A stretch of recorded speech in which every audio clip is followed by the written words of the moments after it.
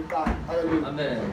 So uDaniel phaya ingonyama zabatya abantu abafaka uDaniel ematini wengonyama. Amen. Amen. Kodwa yena zange zimthi. Hallelujah. Amen. Ayisiba yena wafika ingonyama salondithi. Amen. Amen. Amen. Asiba yena bengenagazi lotyiwa intoni zingonyama njengababa. Amen. Khaya ndiyamncela intoni? Ibaba lukaThixo. Akukho nevesi uDaniel wathandaza. Amen. Wacela ukuthoba ingonyama mazingamanzi. Amen. Amen. Ayikho ivesi etshoyo.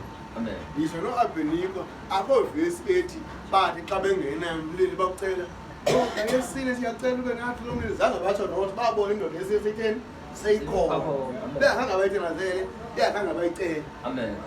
Umhlawumbe babecinga uba umngena kalo mlilo bawuthini Amen. amen Amen. but baba ngabathini nabagcina bakaThixo akwatsha nenwele akwanuka nomlilo empahleni zabo abarhawuka norhawuka ngomlilo.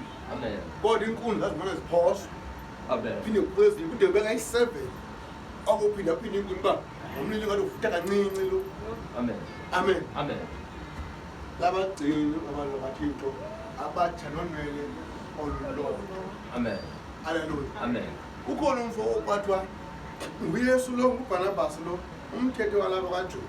Xa ukwibanjwa elifikayo kufuneka belitheni enye elikhululwayo.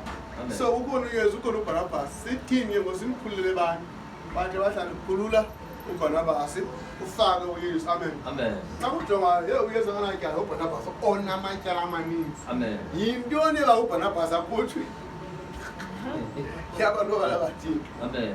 Because uYesu Kristu weze ezulwini esuke ezulwini emhlabeni Amen. elulo ukwabelo abantu lukaThixo. lukaThixo. Haleluya. Amen. That's why kodwa mawungene yena entolongweni engenatyala Amen. kuze kuphumisa ihambi Amen. zikuBhanabhasi Amen.